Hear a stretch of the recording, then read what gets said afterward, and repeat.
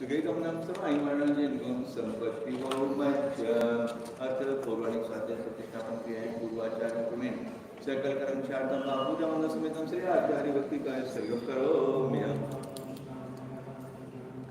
चत्तारिमणिं धम्मं सिद्धमणिं सामणिं केली ग्रंथधर्ममंगल चत्तारि शरण पौर्णमी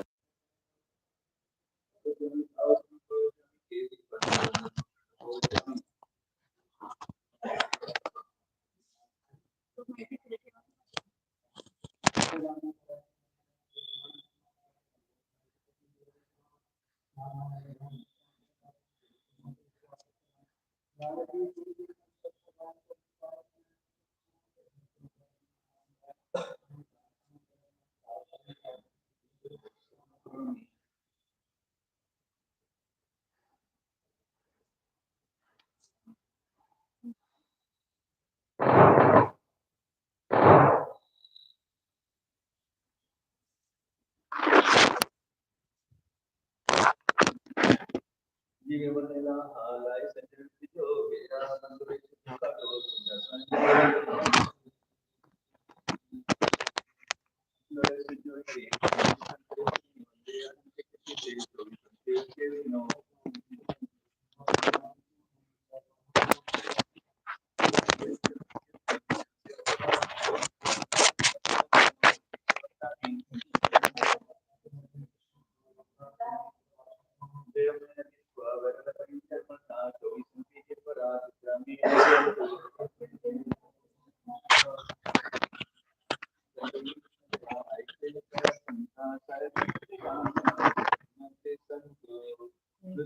कारगेभ्य सपरमते भावना पटुमतेभ्य सुचरित तपोनिधिभ्यो नमो गुरुभ्यो गुणगुरुभ्यो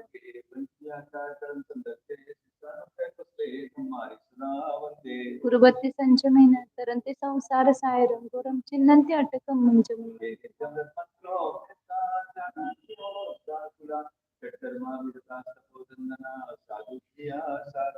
शील प्रावरणा गुण प्रराशंदार्कपे ज्योतिका मोक्षद्वार कवाट पाटन भटा प्रेणंत काम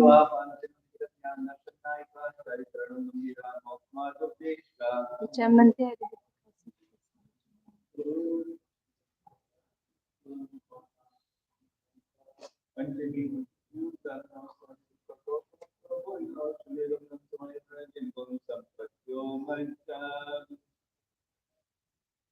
चालू केलंय का तुम्ही हे झाल्याशी चालू करत जाऊ नका झाल्यावर मग चालू करत जा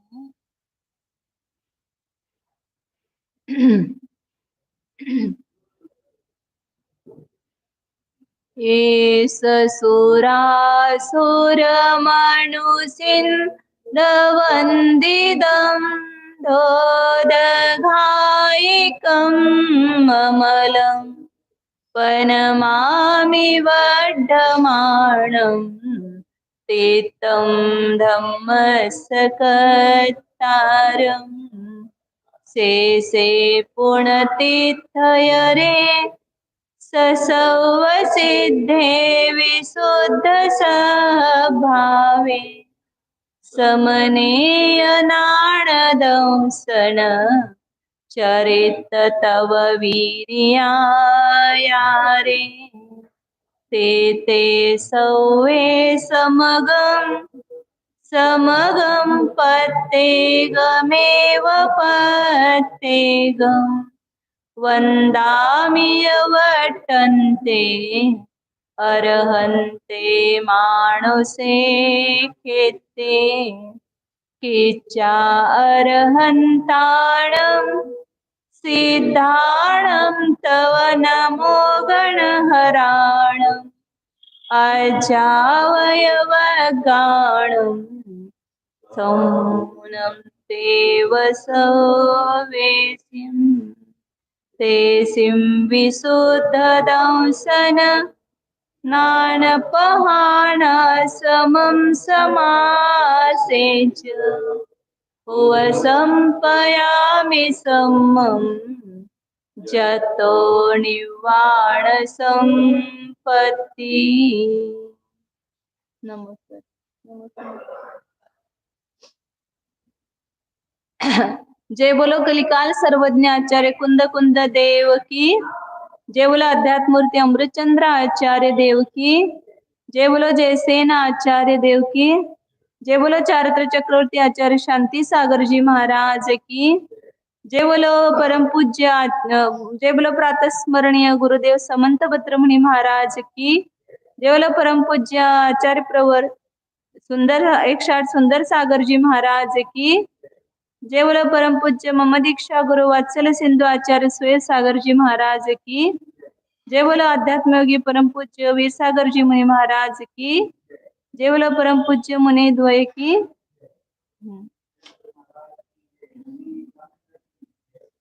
श्री कुंद कुंद आचार्य विरचित यह प्रवचन सार परमागम है।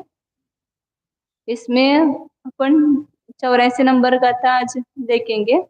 83 नंबर गाथा हुई थी। मोह के नाश करने का उपाय बताने के बाद जिस अपने शुद्धात्मा के लाभ का विरोधी है, जिसके कारण से हमें शुद्धात्मा की प्राप्ति नहीं हो पा रही है, ऐसा जो मोह है उस मोह का स्वभाव और उस मोह की भूमिकाएं यहाँ पर स्पष्ट की। यह जीव अनादिकाल से लेकर के इस अपने वस्तु के स्वरूप को नहीं जान रहे हैं। तो इसलिए वो जो नहीं जानना वही क्या है, मोह है। और उस मोह के कारण ही जीव को राग और द्वेष की उत्पत्ति होती है। उदाहरण दृष्टांत दिया था ना कि पदार्थ तो सभी अद्वैत रूप है, पदार्थ तो पदार्थ है, लेकिन उस पदार्थ के प्रति हमारे दो प्रकार की मान्यता हो गई है, कुछ पदार्थ अच्छे और कुछ पदार्थ बुरे हैं। तो उस पदार्थ में जो हम इष्ट और अनिष्ट भाव कर रहे हैं उसके कारण से हमें राग और द्वेष की उत्पत्ति होती है। तो हमने पदार्थ इष्ट अनिष्ट माना, ये हमारा मिथ्यात्व है। वैसा वास्तविक यदि मानते हैं तो इसलिए राग द्वेष की उत्पत्ति उस मोह के कारण से ही होती है। वास्तव में मोह देखा जाए तो अनेक प्रकार का, मतलब अब ये राग द्वेष एक प्रकार के हैं क्या, अनेक प्रकार के हैं। जैसे अनंतानुबंधी राग द्वेष अलग है, अप्रत्याख्यानावर राग द्वेष अलग है। कषाय के कितने भेद किए हैं, अप्रत्याख्यान, अनंतानुबंधी, अप्रत्याख्यानावरण, प्रत्याख्यानावरण और संज्वलन। जब वो मिथ्या तो अवस्था में अज्ञान दशा में तो उसको अनंतानुबंधी जनित राग द्वेष है। तो उसमें वो क्या करता है, वो जो जैसे मिथ्या तो प्रकृति इस जीव के सम्यक्तों का घात करती है, उसी प्रकार वो अनंतानुबंधी राग द्वेष जो है क्रोध मान माया लोभ, वो भी इस जीव के सम्यक्तों का घात करने का कार्य उसके साथ में करते हैं। इसी कारण से जब सम्यक्तों से छूट जाता है तो इसको मिथ्यात्व भी नहीं हुआ, फिर भी उसका सम्यक्त्व क्यों नहीं टीका, क्योंकि जो अनंतानुबंधी वो भी उसका घात करने वाली है। इसलिए दूसरे गुणस्थान में अनंतानुबंधी के उदय के निमित्त से तत्व के प्रति अरुचि विपरीत श्रद्धान होता है, वो मिथ्यात्व जनित नहीं है, अनंतानुबंधी उदय जनित है। तो अनंतानुबंधी चारित्र मोहनी की प्रकृति होते हुए भी वो दर्शन मोहनी जैसा काम करती है, इसलिए उसको उसके साथ में लेते हैं अनंतानुबंधी को। तो एक अनंतानुबंधी जो क्रोध मान माया लोभ है, वो अपने स्वरूप की रुचि नहीं होने देते हैं, स्वरूप को जानने नहीं देते हैं, उससे भ्रष्ट करते हैं। तो उस राग द्वेष के वश होकर के यह जीव क्या करता है, इष्ट पदार्थों को प्राप्त करने के लिए, अनिष्ट पदार्थों को दूर करने के लिए, और इष्ट पदार्थ अपने से वियोग हो गया तो उसके लिए आर्त रौद्र ध्यान करता है। तो इस प्रकार संसार का मूल कारण है अनंतानुबंधी राग द्वेष, मिथ्यात्व और अनंतानुबंधी राग द्वेष, ये संपूर्ण संसार की जड़ है। उसका घात के बिना आगे मोक्ष मार्ग की प्राप्ति नहीं हो सकती है। फिर अनंतानुबंधी और दर्शन होने का भी घात किया समझो, तो भी अभी राग द्वेष बचते हैं। आप बोलेंगे कि मिथ्यात्व से राग द्वेष उत्पन्न हुए, तो मिथ्यात्व का नाश होने पर सब राग द्वेष छूट गए क्या, नहीं छूट गए। तो अप्रत्याख्यानावरण राग द्वेष, मतलब अप्रत्याख्यानावरण क्रोध मान माया लोभ है, वो भले हमारी श्रद्धा को विचलित नहीं करते हैं, लेकिन उसमें रुचि नहीं होते हुए भी, विषयों में रुचि नहीं होते हुए भी उस विषयों के प्रति क्या होता है, अपनी खाज खुजालने के लिए खुजाते हैं ना, खुजालने की इच्छा नहीं होती है फिर भी खुजाते हैं। इस प्रकार उस विषयों की रुचि नहीं होते हुए भी उस विषयों का सेवन करता है क्योंकि पीड़ा सहन नहीं होती है। संयम नहीं है। क्यों? क्योंकि अप्रत्याख्यानावरण कषाय का उदय है। तो उस अप्रत्याख्यानावरण कषाय के उदय से ऐसे इस जीव में होते है कि वो श्रावकों का व्रत धारण नहीं कर सकता है, प्रतिमा पालन नहीं कर सकता है। तो अप्रत्याख्यानावरण कषाय उदय जनित राग द्वेष है समझना। सम्यक तो है उस जीव को, रुचि भी हुई आत्मा की, फिर भी विषयों की अभी चाह नहीं मिटी है, क्योंकि वो पीड़ा को सहन नहीं कर पाता है। फिर वो जब उसकी मुनि होने की योग्यता नहीं होती है तो वो कुछ आंशिक रूप से व्रत धारण करता है, प्रतिमा अधिक धारण करता है। तो अप्रत्याख्यान कषाय जनित राग द्वेष नहीं है, लेकिन प्रत्याख्यानावरण कषाय जनित राग द्वेष है। वो प्रत्याख्यानावरण राग द्वेष क्या करते हैं? उसको संयम धारण नहीं करने देते हैं, मुनि व्रत धारण नहीं करने देते हैं, उसमें बीच में रुकावट करते हैं। तो इस प्रकार तीसरा प्रत्याख्यानावरण संबंधी राग द्वेष है।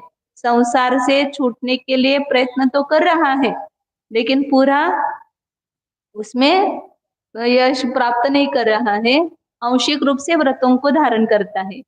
तो इस प्रत्याख्यानावरण का उदय क्या करता है? मुनिव्रत नहीं होने देता है, वो राग द्वेष संयम नहीं धारण करने देता है। फिर उसको भी वश किया, मुनिव्रत भी धारण किया, 3 कषाय चौकड़ी का भी अभाव हुआ, तो भी अभी कौन बैठा हुआ है?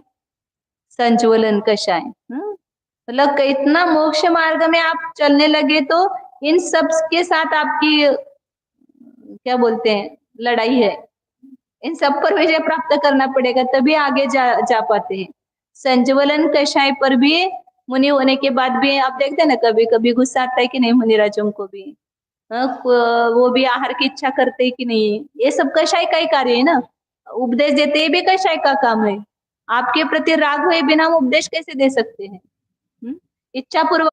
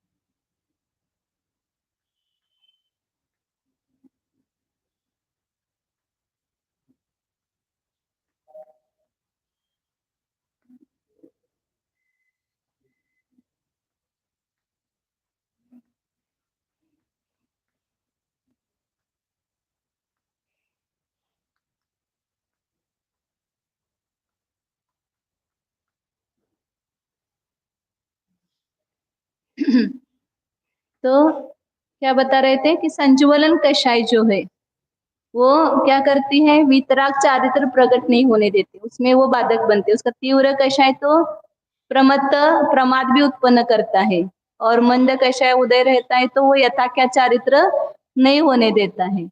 तो ये सब अपने मोक्ष मार्ग के विघ्न है, बाधक है। इनकी पहचान किए बिना हम आगे नहीं बढ़ सकते हैं। इसलिए ना, रिपुचार मेरे मग में जंजीर डाल पग में, ठाड़े है मोक्ष मग में, तकरार मोसो ठानी। ये सब मेरे मोक्ष मग में ठाड़े हैं, खड़े हैं। उन्होंने क्या किया है? इस 4 शत्रु है, उसने अपने पैर में ये बेड़ी डाली है और ये अपने मोक्ष मार्ग में खड़े हैं, और वो उनसे उन पर विजय प्राप्त किए बिना आगे बढ़ सकते क्या? नहीं बढ़ सकते। उनको हराना पड़ेगा, उनको पराजित करना पड़ेगा तो ही हम आगे जा सकते, नहीं तो आगे नहीं जा सकते हैं। तो इसलिए आचार्य ने सब राग द्वेष मोह का वर्णन किया है। तो राग और द्वेष इस प्रकार कितने प्रकार के हैं? अनंतानुबंधी, अप्रत्याख्यान, प्रत्याख्यान, संज्वलन। तो उसमें इस कषाय के कितने भेद हो गए? 16 भेद हो गए। अनंतानुबंधी, क्रोध, मान, माया, लोभ, अप्रत्याख्यानावरून क्रोधमान माया लोभ, प्रत्याख्यान क्रोधमान माया लोभ और संचोलन क्रोधमान माया लोभ। और जो नो कषाय है, अब इसमें दो विभाग करना है। राग में कुछ राग रूप है और कुछ द्वेष रूप है। राग मतलब प्रेम, और द्वेष मतलब जो गुस्सा क्रोधमान है वो द्वेष में लेना। तो इसमें क्रोध मान माया और लोभ में दो पहले कषाय द्वेष रूप है, क्रोध और मान। किसी व्यक्ति के प्रति अपने को गुस्सा आता है तो उसके प्रति द्वेष भाव होता है ना, उसको हटाने के भाव करते हैं। मान कषाय होता है तो सबको तुच्छ करते हैं, तो द्वेष भाव होता है सबके प्रति। तो इसलिए क्रोध और मान को किस में डाला है? द्वेष में डाला। और माया और लोभ उसके उस वस्तु को प्राप्त करने। और नो कषाय है, हास्य, रति, अरति, शोक, भय, जुगुप्सा। तो वो भी कितने प्रकार के हैं? नौ कषाय। तो उसमें से हास्य, रति और तीन वेद ये राग रूप है। किसी उस वस्तु के प्रति राग होता है तो ये भाव उत्पन्न होते हैं।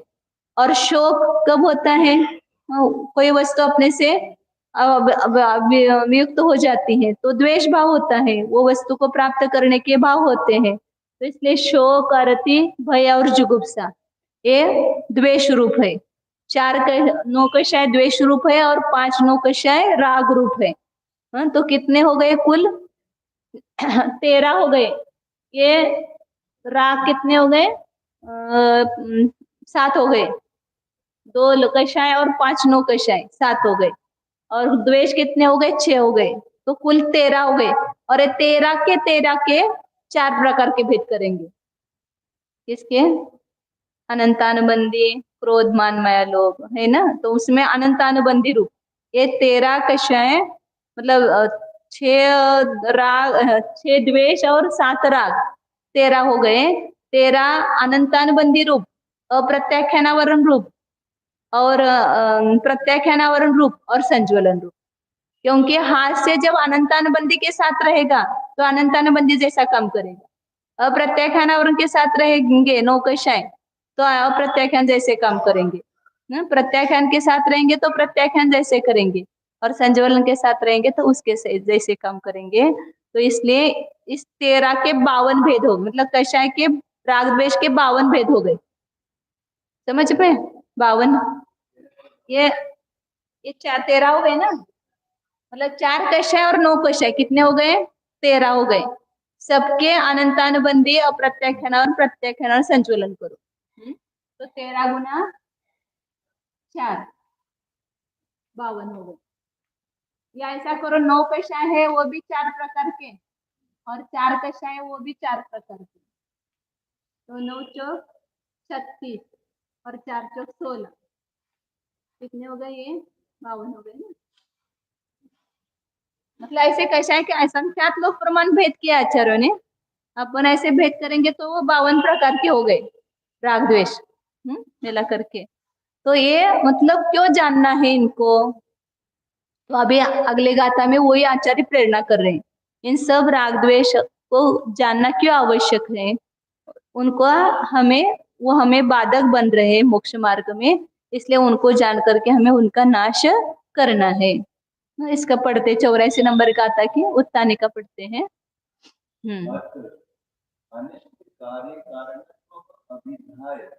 चालू झालंच नाही का ते?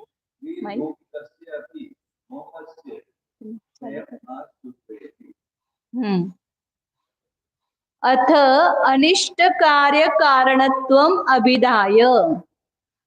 अब राग द्वेष मोह कैसे है उनका सब स्वरूप बताया। अब स्वरूप बताने के बाद वो अच्छे हैं, अपने को अनुकूल है या प्रतिकूल है?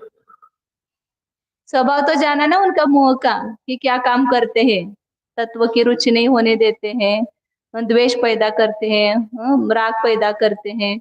ये इस प्रकार उनका स्वभाव जाना तो वो अपने आत्मा के गुणों का घात कर रहे हैं। देह संयम, सकल संयम, सम्यक्त्व इत्यादि गुणों का घात कर रहे हैं। तो अपने वैरी हो गए कि नहीं हो गए? जो आपके घर में रह करके समझो आपका द्वेष कर रहा है, आपका घात कर रहा है, आपके गुणों को लूट रहा है, आपके धन को लूट रहा है, तो आप उसको अच्छा मानेंगे क्या? ये तो ये बेकार आदमी है, तुरंत बोलते हैं ये बेकार है, कुछ काम का नहीं है, मेरा काम भी नहीं करता है, उल्टा सब मेरा नुकसान ही करता है। तो ये मोह अपने आत्मा का विरोधी है, अपने सुख शांति का नाश करने वाला है, अपनी सत्ता समता का घात करने वाला है, संसार चक्र में भ्रमण कराने वाला है। तो ऐसा जो होगा वो कैसा हो गया? अनिष्ट कार्य कारणत्वम। ये हमारे अनिष्ट कार्य को करने वाले हैं, अनिष्ट कार्य के कारण है, ऐसा अभिधाय बता करके त्रिभूमिकस्यापि मोहस्य। पिछली गाथा में उसकी 3 भूमिका बताई थी, एक मोह, राग और द्वेष। ये मोह की 3 भूमिकाएं हैं, एक दर्शन मोह और 2 चारित्र मोह। इस प्रमाण इस 3 भूमिका वाले मोह का क्षयम आसूत्रयति, उसके क्षय को यहाँ पर आचार्य अब सूत्रित करते हैं। क्योंकि जो हमारा अनिष्ट करता है हम उसको पास रखना नहीं चाहते हैं। ये कब मेरे पास से निकल जाए, इसका मुंह भी मैं देखना नहीं चाहता हूँ, इतना मेरा ऐसा सब उल्टा पुल्टा काम करता है। तो तू हट जा मेरे यहाँ से, तुरंत उसको दूर करने का विचार आता है। लेकिन मोह को दूर करने का कितना विचार आया? कितने बार लगा आपको मुझे मोह को दूर करना है? यदि वो हमें अनिष्ट कार्य करने वाला लगेगा तो हम उसको क्या करेंगे? हटाएंगे। तो बाहर का शत्रु तो शत्रु दिखाई दे रहा है, वो मेरा घात कर रहा है, लेकिन अंदर जो बैठा हुआ छिपा हुआ शत्रु है वो हमें दिखाई नहीं दे रहा है और हम उसको शत्रु नहीं मान रहे हैं। इसलिए उस मोह के गहल में सोए हुए हैं, मोह रूपी निद्रा में गाढ़ सोए हुए हैं उसमें से। इसलिए आचार्य बार बार अपने को जागरूक करते कि इस मोह का नाश करो, ये मोह ही तुम्हारा घात कर रहा है, ये मोह ही तुम्हारा दुखदाई है। क्यों हम घर में कितना तकलीफ होती है तो भी छोड़ने के लिए तैयार होते हैं क्या? कितनी तकलीफ सहन करते हैं? कौन कौन नहीं करते आप बता, हाथ ऊपर करो। आपको कुछ घर में कुछ भी तकलीफ नहीं है, कुछ भी आपको त्रास नहीं है, सब कितना भी सुखी जीवन हो फिर भी उसको तकलीफ है, क्योंकि मुंह अंदर बैठा है तब तक तकलीफ होगी ही। मोह ही अपने को तकलीफ देता है। इसलिए उस मोह को दूर करने के लिए आचार्य यहाँ पर गाथा में अपने को प्रेरणा दे रहे हैं। मोहेन व रागेण दोषेण व परिणदस्य जीवस्य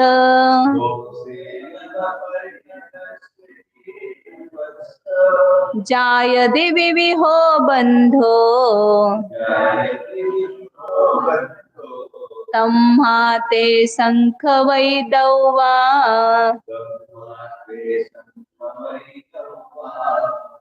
मोहेण व रागेण व दोषेण व परिणदस्य जीवस्य जायति विविहो बंधो तम्माते शंख वैदौवा।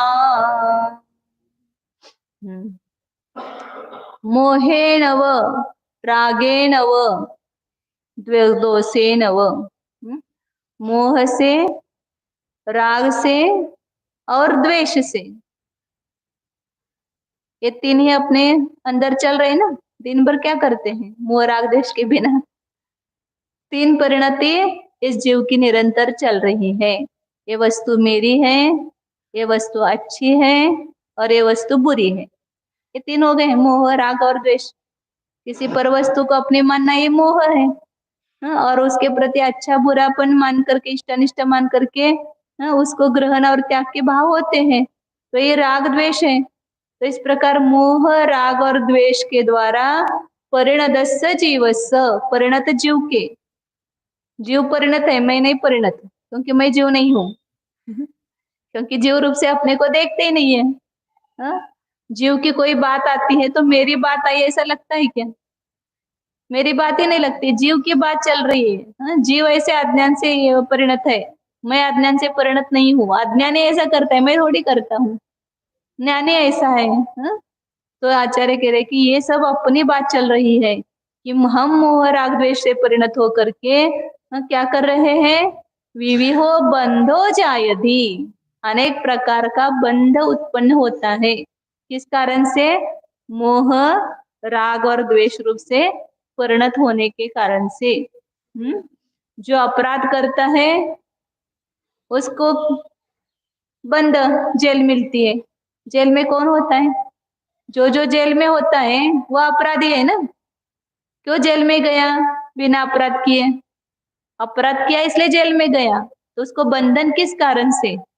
उसने अपराध किया है, उस कारण से उसको बंधन में डाला गया। तो हम भी ऐसा ही कर रहे हैं, अनादिकाल से अपराध कर रहे हैं। क्या अपराध कर रहे हैं? दूसरे की वस्तु को अपने मान रहे हैं। बड़ी चोरी है ना ये। जो वस्तु अपनी नहीं है उस सब वस्तु को हम अपने वस्तु मानते हैं। पर का क्या, अभी वो भूल गए। पर वस्तु का जो वस्तु को अपना मानता है वह चोर है, और उसको सजा मिलेगी उसे कठोर। जो चोर होगा उसको सजा नियम से मिलेगी, और हमको सजा मिल रहा है अनादिकाल से। इस 84 लाख रूपी योनि में हम उस जेल में फंसे हुए हैं। तो इसलिए आचार्य बता रहे कि मोह राग द्वेष का फल क्या है? बंध है, बंधन में पड़ता है। सबसे बड़ा अपराध है। पर वस्तु को अपनी वस्तु मानना सब अपराधों में सबसे बड़ा अपराध है। और उस वस्तु को प्राप्त करने की इच्छा करता है तो राग करता है, और वस्तु को, पर द्रव्य को अपने से दूर हटाने की इच्छा करता है द्वेष के कारण। और इस तीनों के कारण यह जीव बंधन में पड़ा हुआ है। मतलब पर द्रव्य में हम अनधिकार चेष्टा कर रहे हैं, उसके कारण से कर्म रूपी पुलिस हमें बंधन में डाल करके अपने अधीन करती है। लेकिन हम उसको वास्तविक स्वरूप को न समझ करके उन विकारी भावों को स्वच्छंद रूप से कर रहे हैं अपने ही मान करके, लेकिन उससे ही हमें बंधन हो रहा है ये समझ में नहीं आ रहा है। ये दुख किस कारण का है? जो भी हमें आज दुख है वो किसका है? उस कर्म बंधन के कारण से। और कर्म बंधन क्यों हो रहा है? क्योंकि हम ही अपराध कर रहे हैं। तो इसलिए आचार्य कह रहे कि मोह राग और द्वेष ये तीनों भी इस जीव के अपराध है, और उसके कारण से इसको बंधन हो रहा है। जब तक थोड़ा इतना सा भी राग रहेगा वो भी अपराध है, उसको भी शिक्षा मिलती है। 10वें गुणस्थान के अंतिम समय तक बंद हो रहा है। 8 मुहूर्त और 12 मुहूर्त का बंद किस कारण से हुआ? इतना सूक्ष्म लोभ है, उसकी इतनी सजा मिल रही है, तो हमारा कितना है? अभी अनंत पड़ा हुआ है। अनंत मतलब उसके स्पर्धक इतने पड़े हुए हैं, तो इनका फल हमें क्या मिला है? तो बंध। तो इस राग द्वेष मोह को वही हमारे बंध का कारण है। इसलिए क्या करना चाहिए? तम्माते संख वैदवा, उसको सम्यक रीति से उसका क्षपण करना चाहिए, नाश करना चाहिए। कोई हमारा शत्रु है ऐसा हमें जब पता चलता है तो हम शांत बैठते क्या? उसको नाश करने के लिए थोड़ा सा कोई भी विरोधी है, मैं उसको मूल सहित उखाड़ फेंकूंगा, मैं थोड़ा भी नहीं रखना चाहता हूँ। कितना ज्यादा गुस्सा आता है तो बोलते हैं ना, वो इसमें महाभारत में प्रसंग आया था जब अश्वत्थामा, द्रोणाचार्य का घात हुआ तो अश्वत्थामा ने संकल्प किया मैं पूरे पांडव कुल का नाश करूंगा। तो जितने भी छोटे बच्चे थे उनको सबको उसने मार दिया। ऐसे हिंदू पुराण में आता है, अपना अलग है लेकिन हिंदू पुराण में उसने सबका, फिर वो उसको गर्भ था, उसको छिपाया गया कि उसके वो भी बच्चे को वो एक ही वो बच्चा बचा था। तो मतलब जब किसी के प्रति हमें गुस्सा आता है तो हमें उसको मूल से उखाड़ने के भाव होते हैं, पूरा नाश करने के भाव होते हैं। लेकिन इस मोह के प्रति हमें गुस्सा नहीं आ रहा है। ये मोह राग द्वेष हमारा इतना घात कर रहे, लेकिन इसके प्रति गुस्सा आ रहा है क्या?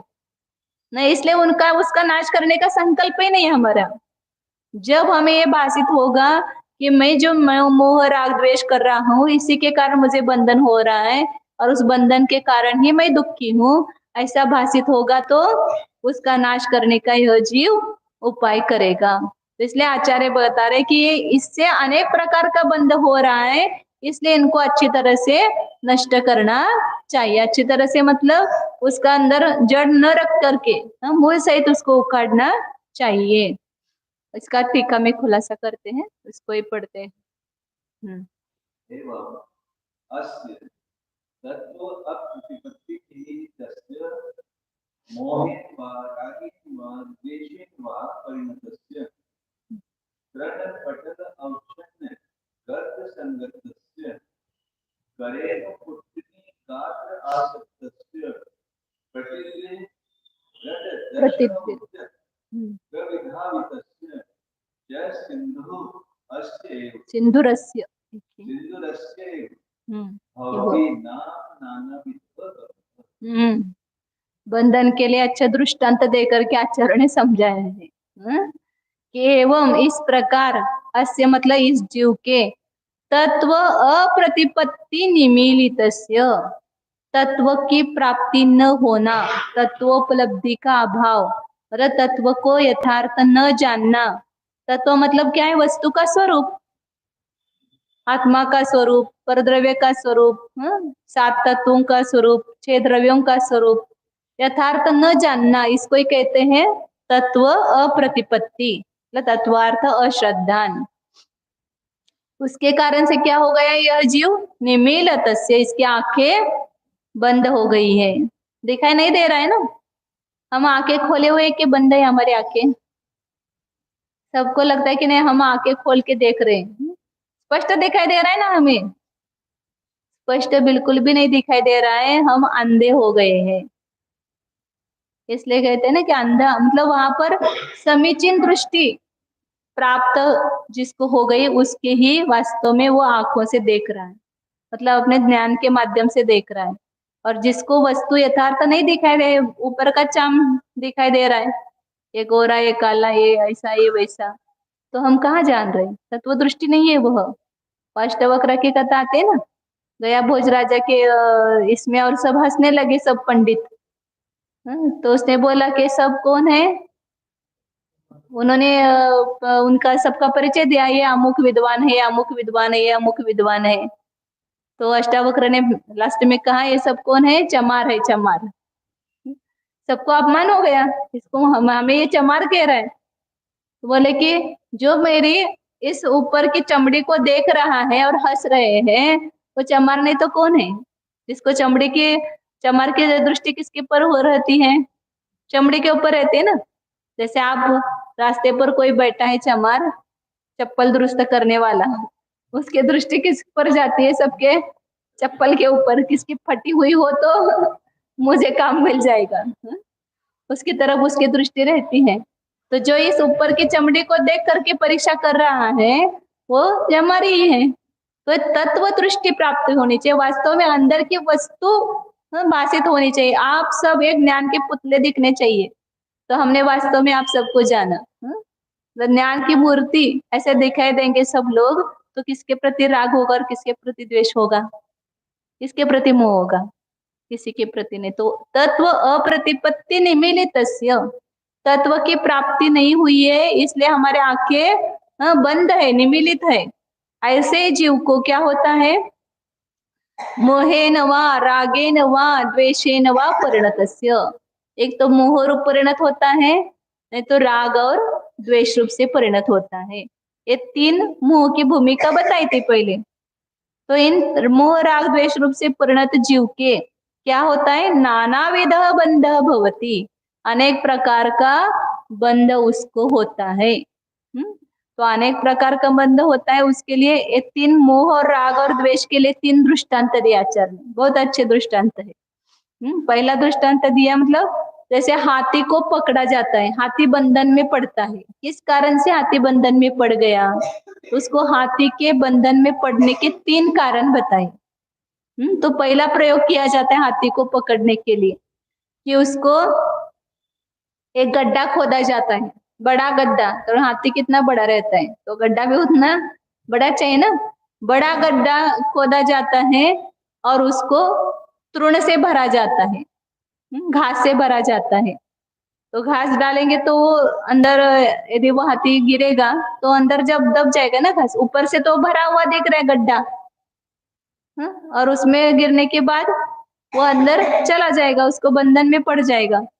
तो पहला वो प्रयोग किया जाता है। तो हाथी जो है वो दूर से, उसको पता नहीं है कि यहाँ पर घास है, यहाँ पर गड्ढा है और उसमें घास है और उसमें मुझे बांधने के लिए खोदा गया है, ये उसका ज्ञान उसको नहीं है। उस अज्ञान के कारण वो उस पर चला जाता है और वह बंधन में पड़ जाता है। तो पहला उसका कारण क्या बताया? तृण पटल अवच्छन्न गर्त संगतस्य। तृण पटल से अवच्छन्न मतलब ढका हुआ, ऐसा जो गड्ढा है, गर्त मतलब गड्ढा, उसके साथ संगत हो गया हाथी, मतलब उस गड्ढे में गिर गया। किस कारण से गिर गया उसको पता नहीं है, मतलब उसका अज्ञान, उसका जो मोह भाव, उसको ही मोह कहते हैं कि तत्व का यथार्थ ज्ञान न होना, वस्तु जैसे वैसा उसका ज्ञान न होना, इसको ही मोह अज्ञान कहते हैं। वो पहला बंधन का कारण बताया।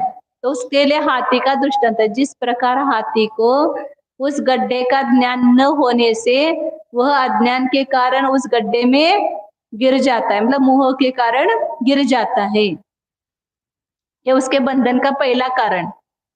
दूसरा कारण बताया हाथी के बंधन का, करेणु कुट्टने गात्र आसक्तस्य, मतलब उसको पकड़ने के लिए दूसरा एक मार्ग, दूसरे एक विधि की जाती है कि एक हाथीनी, उसको सिखाया जाता है उस हाथी को कैसे वश करना। ये उसको ट्रेनिंग दिया जाता है। पालतू हाथी रहते हैं ना, उनको ऐसा शिक्षण दिया जाता है।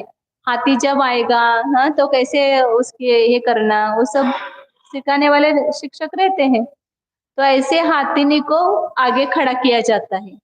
फिर वो हाथीनी क्या करती है, अपना हाव भाव विलास करके उस हाथी को आकृष्ट करती है, और हाथी भी उसके मोह में, उसके राग में फंस जाता है, और उस मोह के, उसके राग के कारण उसको पकड़ने के लिए, उसको स्पर्श करने के लिए उसके पीछे दौड़ता है। और हाथीनी भी ऐसे ऐसे जाती है, और उस गड्ढा रहता है, उसको तो पता है हाथीनी को इसमें गड्ढा है, तो बाजू बाजू से निकल जाती है, और वो हाथी उसको पकड़ने के लिए जोर से आता है और उस गड्ढे में गिर जाता है। या और भी अन्य कुछ ऐसे उसको पकड़ने के लिए रचना करते होंगे। तो हाथीनी बराबर उसको उस चंगुल में फंसाती है। तो उस हाथीनी के राग के कारण उसमें आसक्त हो गया और उसको स्पर्श करने की इच्छा से उसके पीछे दौड़ गया, इसलिए हाथी बंधन में पड़ गया। हाथी का तो दिख रहा है, लेकिन अपना हमारा राग दिखता है क्या? हाथी के स्पर्श के राग में फंसा हुआ है, इसलिए वो बंधन में पड़ गया। और हमारे पास कितना राग है? पांचों इंद्रियों का राग पड़ा हुआ है। सब उठते से लेकर के शाम तक हमारा यही कार्य चल रहा है। इष्ट विषयों को प्राप्त करके उसमें हम राग में लीन हो जाते हैं। उस विषयों का सेवन करना हमें अच्छा लगता है, तो ये क्या है? राग। लेकिन वो बंध दिख नहीं रहा है ना, क्योंकि बंध कैसा है? सूक्ष्म है, आंखों से इंद्रियों से दिखाई नहीं देता है। तो हर समय हमें, जैसे हमारे जितनी आसक्ति होगी, जितना राग होगा, उतने प्रमाण में ही बंध होगा। एक ही वस्तु का सेवन कोई तीव्र राग से कर रहा है, कोई मंद राग से कर रहा है, दोनों के बंधन में जैसा अपराध वैसी सजा ना, या सबको समान सजा? जिसका अपराध बड़ा है उसको बड़ी सजा मिलती है, जिसका अपराध कम है उसको कम सजा मिलती है। तो उसी विषय का सेवन हम तीव्र राग से भी कर सकते हैं, मध्यम राग से भी कर सकते हैं, मंद राग से भी कर सकते हैं। तो ये करना ही है तो थोड़ा राग तो कम करेंगे, कम से कम उससे तो मूल से ही उखाड़ना है, क्योंकि जितना रहेगा उतना भी वहां पर बंधन का ही वह कारण होगा। तो इसलिए दूसरा कारण क्या बताया बंधन का? राग। राग मतलब प्रेम। वो तो उस हाथीनी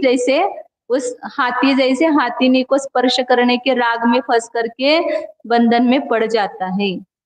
तीसरा दिया दृष्टांत, प्रतिद्विरद दर्शन उद्धत प्रधावितस्य। जो प्रतिद्विरद मतलब प्रतिपक्षी, दूसरा हाथी खड़ा किया जाता है, वो भी सिखाया जाता है उसको भी। वो हाथी उसका प्रतिपक्ष बन जाता है। जैसे वो एक कुत्ता दूसरे कुत्ते को देखते ही भौंकने लग जाता है ना, वो उसका प्रतिपक्ष समझता है। ऐसे ही वो जंगल का हाथी को पकड़ने के लिए वो पालतू हाथी ऐसे होते हैं कि उसको चिढ़ाते हैं, हाँ?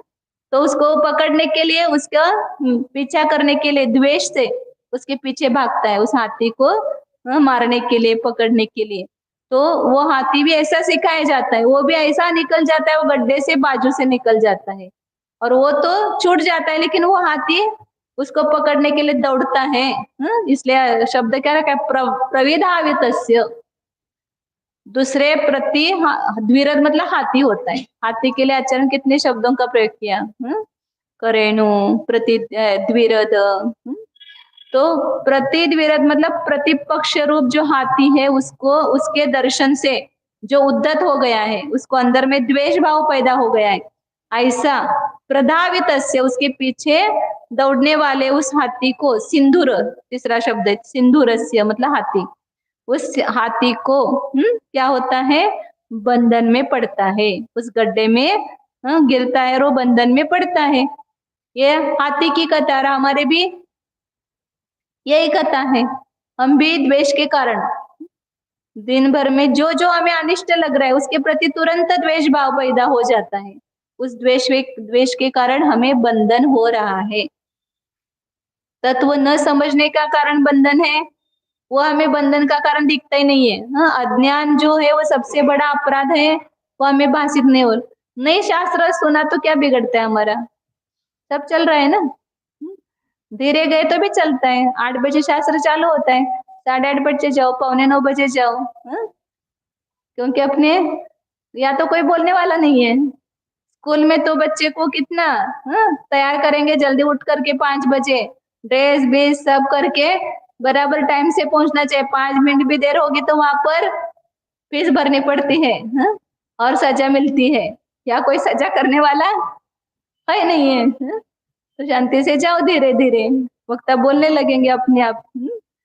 तो इसलिए आचार्य कहते कि ये मोह, राग और द्वेष, ये 3 गृहस्थ जितना हम छूट सकते घर से, उतना हमारा क्या होगा, मोह राग द्वेष के प्रति मंदता आएगी। और उस मोह राग द्वेष को नष्ट करने का क्या उपाय है, इसको समझने के लिए हमें स्वाध्याय करना है, अध्ययन करना है। तो आचार्य कह रहे कि मोह राग द्वेष से परिणत जीव के इस प्रकार अनेक प्रकार का बंध होता है। ये हमारी कथा चल रही, हम क्यों बंधन में पड़े हुए हैं, उसके 3 कारण बताए। ततः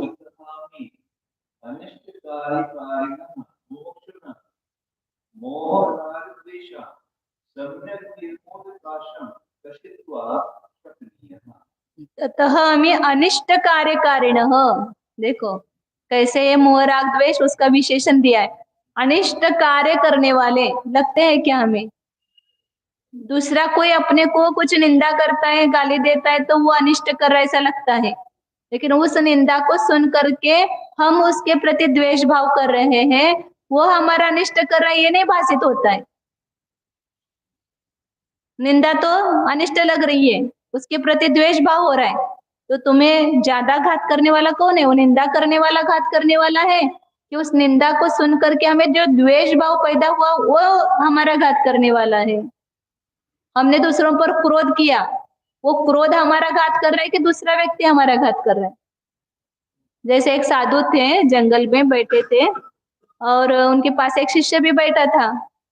तो आदमी आए, ऐसे बहुत सारे लोग होते हैं थोड़े दिमाग से कम, तो वहां आए साधु के पास और उनको भला बुरा कहने लगा, आप ऐसे नंगे साधु है, अमुक तमुक ऐसे कुछ भी उनको बकने लगा।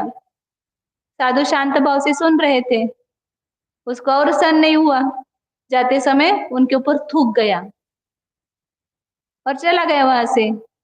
शिष्य कहता है देखो गुरु को कि इतना तो उसने बोला और ऊपर थूक भी दिया, कितना बदमाश आदमी है।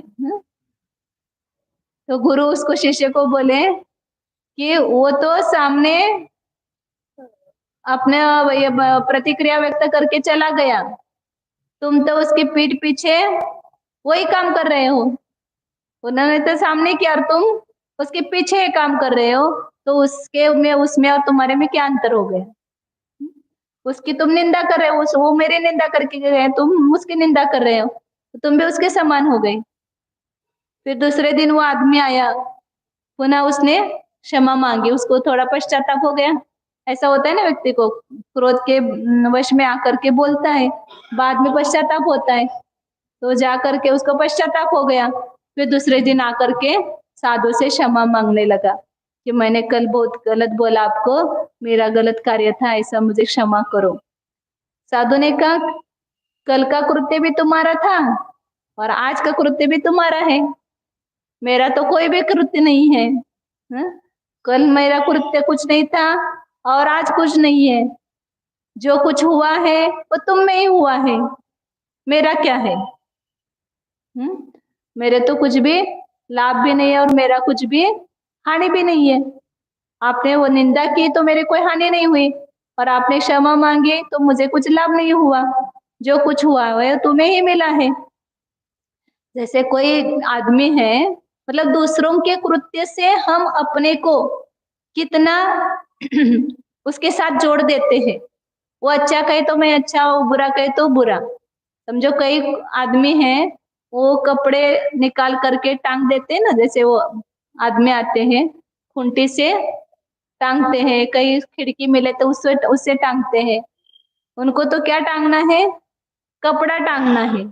और उसने कपड़ा उस खूंटी पर टांगा या खिड़की पर टांगा या अच्छी तरह से टांगा या बुरी तरह से टांगा, उस खूंटी को कुछ है क्या? उस खूंटी को कुछ भी राग द्वेष नहीं है उससे। उसका कपड़ा जैसा वो टांगेगा वैसा वो दिखाई देगा, वो उसका कृत्य है। खूंटी का कुछ भी उसका लाभ और हानि नहीं है। इसी प्रकार कोई शब्द कैसे अपने को प्रयोग करे, इससे अपने को कोई भी लाभ हानि नहीं है। उससे लाभ हानि किसको है? कहने वाले को है, अपने को समझने वाले को नहीं। इसलिए किसी भी शब्दों के द्वारा हम अपने परिणामों को न बिगाड़े। शब्द पुद्गल द्रव्य है, शब्द मेरी पर्याय नहीं है, शब्द मुझ में प्रवेश करते नहीं है, या शब्द से मेरी कुछ भी हानि नहीं होती है, क्योंकि शब्द को ही आश्रय करके ज्यादातर राग द्वेष की उत्पत्ति होती है।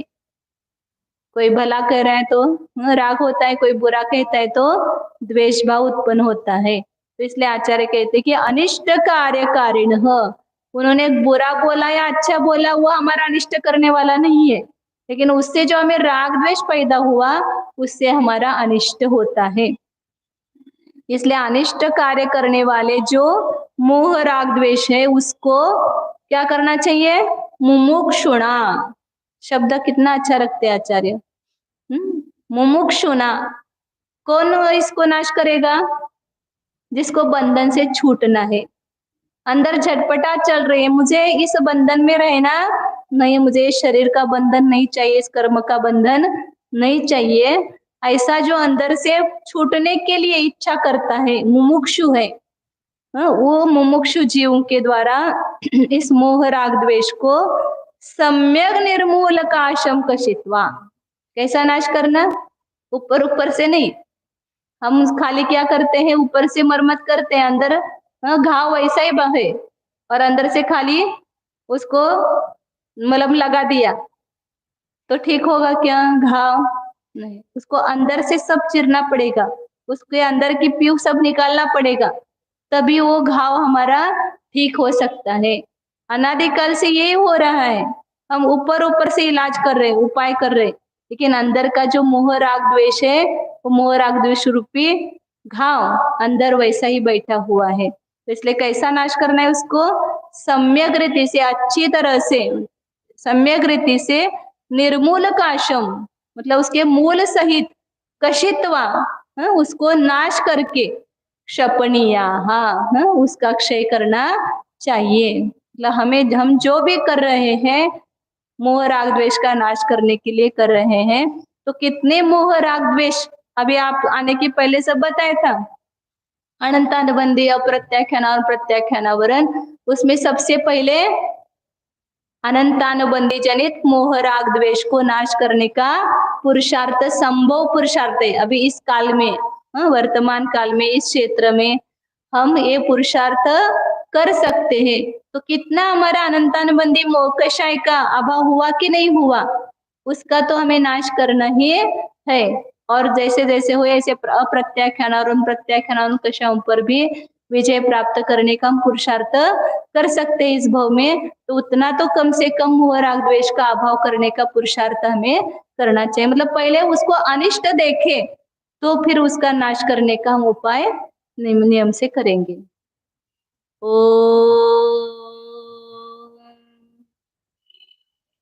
जानिए यह मैं शुद्ध चैतन्यमय जीव ही हूँ,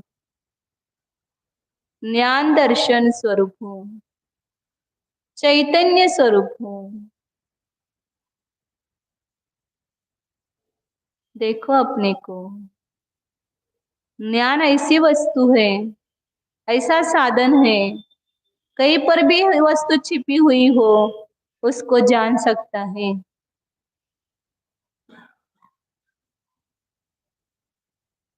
नीचे नरक के नारकी को जान सकता है, तो यह अपने देह देवालय में विराजमान इस भगवान आत्मा को क्यों नहीं जान सकता है।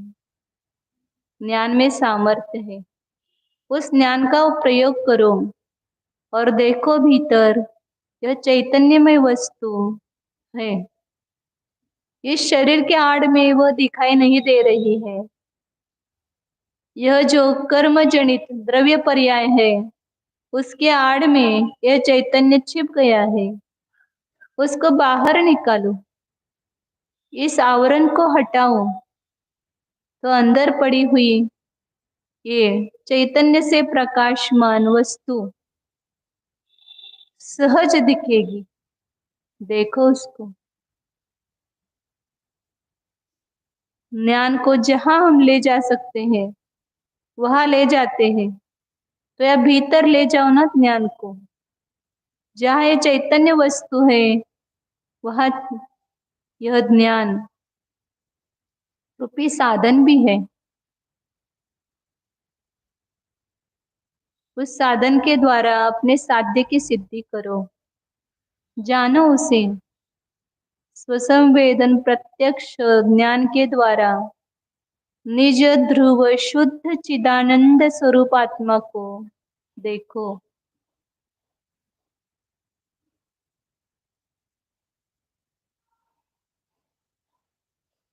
शुद्ध चिदानंद स्वरूपो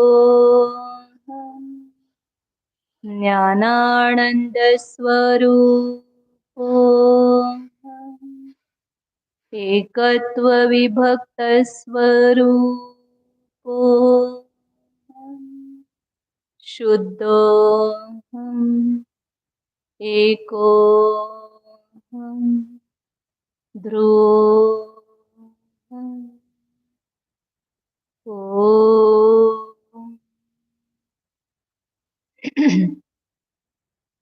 विसर्जन।